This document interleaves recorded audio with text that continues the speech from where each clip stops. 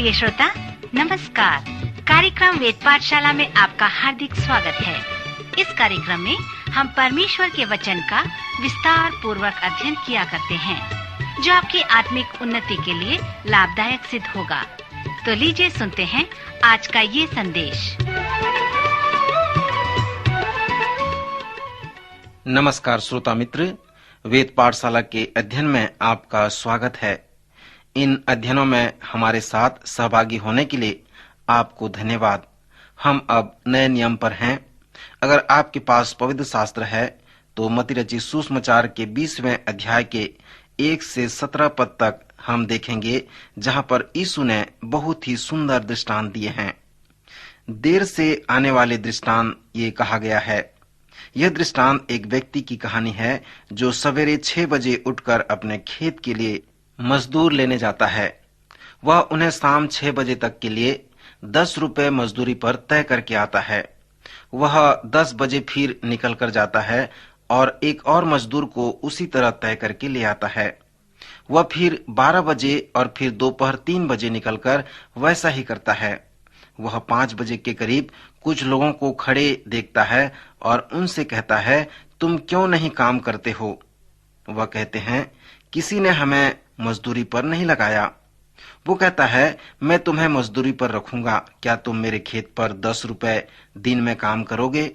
वे तैयार हो जाते हैं और वे खेत पर काम करने चले जाते हैं। शाम 6 बजे कतार में खड़े हो गए अपनी मजदूरी के लिए और सबको 10 रुपए मिलता है। वे मजदूर जिन्होंने पूरा दिन काम किया था क्रोधित हो गए जब उन्होंने देखा कि जो मजदूर आखिरी में आए थे और जिन्होंने सिर्फ 1 घंटा काम किया था उनको भी उनके बराबर मजदूरी मिली है। वह अपने उस काम देने वाले मालिक पर कुड़कुड़ाने लगते हैं। मालिक ने कहा, तुम्हें क्रोधित होने का कोई हक नहीं है। मेरा तुम्हारे साथ कैसा समझौता हुआ था? मैंने 10 रुपए मजदूरी का वायदा तुम्हें किया था कि नहीं? तुम्हें किया था। अब अपनी मजदूरी लेकर चले जाओ, क्योंकि यह मेरी इच्छा है कि जो मैंने तुझे मजदूरी दी है वही मैं उस आखिरी में आने वाले को भी दूं। यह मेरा पैसा है। क्या मैं उसे जो चाहूं अपने पैसे से वैसा नहीं कर सकता हूं? क्या तू इसलिए क्रोधित होता है कि मैं भला हूं? इस कहानी से क्या सच्चाई हम देखते हैं? मेरे ख्याल से इस कहानी से बहुत गहरी सच्चाई देखने को मिलता है। यह दृष्टांत हमें लोगों के आखिरी दिनों में या मौत के बिस्तर पर अपने पापों से पश्चाताप की शिक्षा देता है। क्या आप ऐसे मनुष्य को जानते हैं जो 91 वर्ष का बुजुर्ग है, जिसने अपना सारा जीवन व्यर्थ बुरे कामों और पाप में बर्बाद कर दिया है? उसके आखिरी समय कोई प्रचारक आता है और उसको यीशु मसीह के बारे में बताता है कि यीशु आए इस संसार में और उन्हें छुटकारा दिलाए और उद्धार के लिए बड़े आश्चर्य काम किया है। वह व्यक्ति उस सच्चाई को ग्रहण करता है और उस अनंत जीवन के लिए बच जाता है। जैसे एक व्यक्ति जिसने अपना सारा जीवन परमेश्वर की इच्छा में बिताया।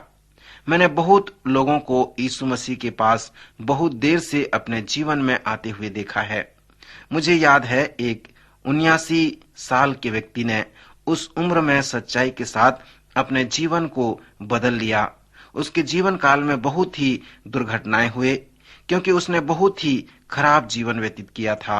उसकी पत्नी ने एक दिन मुझे बुलाया कि मैं उस व्यक्ति से बात करूं, क्योंकि वह हर समय रोता रहता था।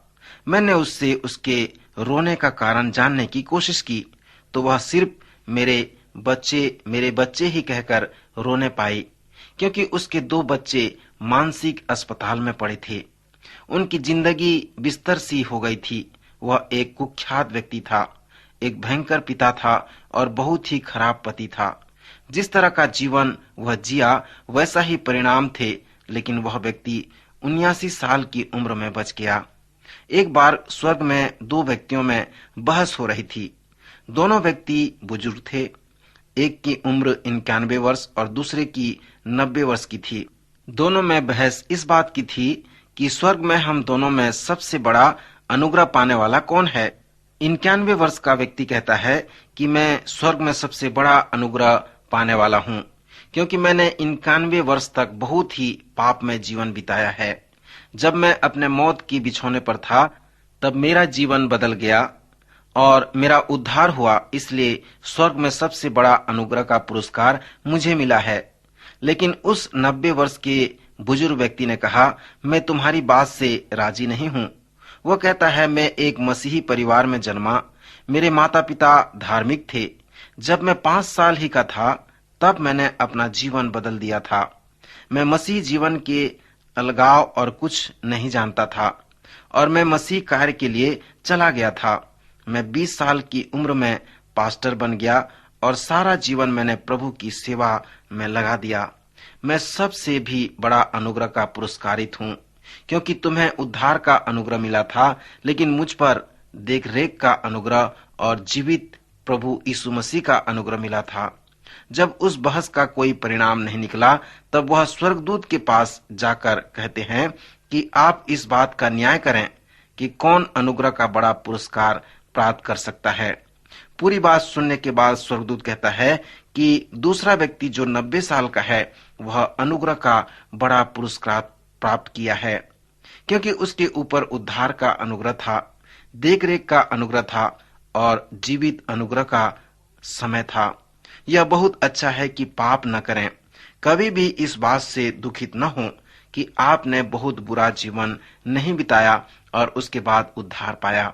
आजकल हम यह देखते हैं कि कोई भी यह सुनने को तैयार नहीं होता कि हम मसीह में कैसे आए, जब तक हम उन्हें यह न बताएं कि हमने बैंक को लूटा या हमारे शरीर में 6 गोलियां लगी, मशीन गन की गोली लगी और लूटपाट किए। इस प्रकार की बातें कहकर जो अपनी गवाही देता है, इस तरह की परामर्श की कहानी होते हैं, पर लोगों से पूरा हाल तभी बताया जाता है।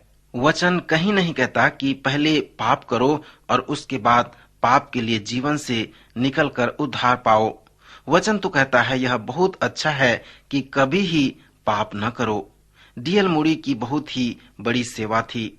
बच्चों के बीच में वे सेवा करते थे। एक बार वह बड़ी सभा को आयोजन कर रहे थे और दूसरे दिन किसी ने उनसे पूछा, क्या किसी ने उद्धार पाया? उन्होंने उत्तर दिया, हाँ, 2500 लोगों ने उद्धार पाया है।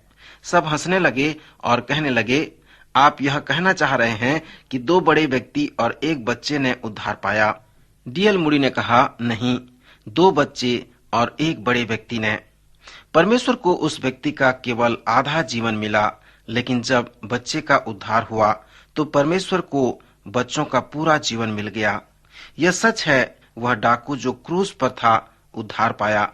एकदम आखिरी समय में वह यीशु की तरफ मुड़ा और विनती की, हे यीशु, जब तू अपने राज्य में आए तो मेरी सुधि लेना। उसने यीशु से बहुत सुंदर शब्दों से विनती किया, आज ही तू मेरे साथ स्वर्ग लोक में होगा। प्रभु यीशु ने उस प्रकार उसे संबोधित किया। उद्धार पाना कभी भी ज्यादा देर नहीं होता। इस देर से आने वाले सुंदर दृष्टांत में यही सच्चाई है। मत्ती के 20 अध्याय के 20 से 28 पद तक आप यीशु की सुंदर शिक्षाओं को पाएंगे, जो उसकी और उसके शिष्यों के बीच के वार्तालाप की है। याकूब और यूहन्ना की मां उन्हें लेकर यीशु के पास आते हैं और उसके सामने मुंह के बल लेट जाते हैं। यीशु कहते हैं, तुम्हें क्या चाहिए? वो कहते हैं, हे प्रभु, यह मेरे 2 पुत्र हैं, यह महान लड़के हैं। जब अपने राज्य में आए तो याकूब को अपनी दाहिने और यूहन्ना को अपने बाएं बिठाएं। इस बात से बाकी प्रेरित सब लोग क्रोधित हो जाते हैं। यीशु उन सब को पास बुलाते हैं और उन्हें महान शिक्षा देते हैं। वे कहते हैं, यह सब संसार का खेल है जो वह खेलता है। संसार बड़े और छोटे का खेल खेलता है, लेकिन तुम ऐसा न हो। अगर तुम्हें मेरे राज्य में बड़ा होना चाहते हो और तौलिए लाओ, कटोरे में पानी लाओ और सबके पैर धोना शुरू कर दो। मेरे राज्य में बड़े होने का केवल एक ही तरीका है कि सेवा करो और पहले अपने आप को छोटा करो, तभी तुम बड़ा ठहर सकते हो। संसार इस बात पर महत्व देता है कि कौन धनवान है, कौन ज्यादा पढ़ा लिखा है, अधिक शक्तिशाली और सुंदर है। आप देखें, संसार के लोगों के लिए सब बहुत महत्वपूर्ण है।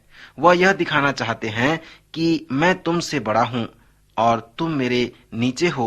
यीशु कहते हैं, तुम्हारे साथ ऐसा न होगा, मेरे राज्य में इस तरह से नहीं हो सकता। वह सारे लोग जो यीशु मसीह पर विश्वास करते हैं, उस पर चलते हैं, उन्हें उनकी शिक्षाओं का गहरा अध्ययन करना चाहिए जो उसने अपने चेलों को सिखाई और बताई कि किस प्रकार वे प्रभु के पीछे चल सकते हैं। मध्य रचित सुसमाचार के बहुत ही महत्वपूर्ण अध्याय को हम पढ़ते हैं। यह मत्ती का 21वां अध्याय है। यह खजूर का इतवार का भाग है जिसमें यीशु गधी पर बैठकर यरूशलेम में आते हैं। यीशु उन भविष्यवाणियों को पूरा कर रहे थे जो जकरिया ने की थी कि वह उस दूत के सामने जो कुछ समय के लिए परदेश में है, इससे पहले वह जाए अपने विश्वास पात्रों को उस राज्य को राजा को दिखाए। यीशु स्वर्ग से 33 साल के लिए दूत होकर आया था। यहाँ वह अपने विश्वास पत्र को दिखाता है और उन भविष्यवाणियों को पूरा करता है।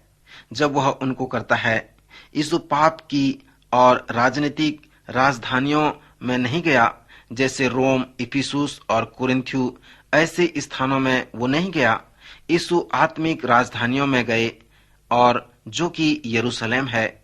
यीशु अपने विश्वास पत्र को परमेश्वर के धार्मिक गुरुओं को दिखा रहा था। बहुतों को पता है कि यीशु गधी पर बैठकर यरूशलेम में घुमा। फिर जैसे हम मत्ती के 21 अध्याय में पढ़ते हैं कि यीशु ने गधी पर यरूशलेम में घूमने के बाद क्या किया, उसने मंदिर को साफ किया और धर्म गुरुओं से कहा, मेरे पिता का घर कैसा होना चाहिए, यह साफ धर्मशास्त्र में लिखा है, मगर तुमने कभी धर्मशास्त्र नहीं पढ़ा, तभी तो तुम मेरे पिता के घर को डाकुओं की खो बना दिए हो। यह बात उन धार्मिक लोगों को बहुत ठोकर का कारण हो गया। तब हम पढ़ते हैं मत्ती के 23 अध्याय में यीशु उन धार्मिक गुरुओं के बीच बहुत शत्रुतापूर्ण बातचीत करते हैं और उसको देखते हैं 21 अध्याय से जो आरंभ होता है। जैसे यीशु और धार्मिक गुरुओं में आमने सामने वार्तालाप और भी खराब हो जाता है, तो यीशु अंजीर के पेड़ को श्राप देते हैं और अंजीर का पेड़ सूख जाता है। वचन में अंजीर के पेड़ इस्राएल को संबोधित करता है। वह अंजीर का पेड़ जो सूख गया है, वह इस बात का उदाहरण है कि पूरा इस्राएल आत्मिक तौर से सूखा हुआ है।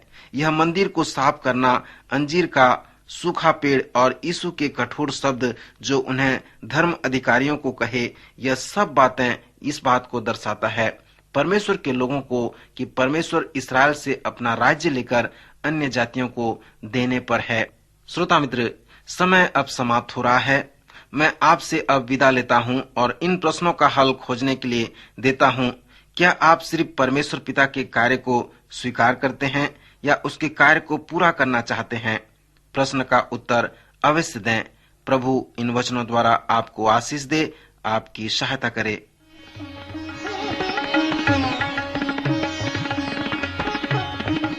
अभी आप सुन रहे थे कार्यक्रम वेद पाठशाला।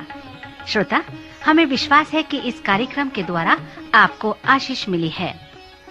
यदि इस कार्यक्रम के विषय में अधिक जानकारी प्राप्त करना चाहते हैं या बाइबल अध्ययन से संबंधित कोई प्रश्न हमसे पूछना चाहते हैं, तो आप हमें इस पते पर लिखें।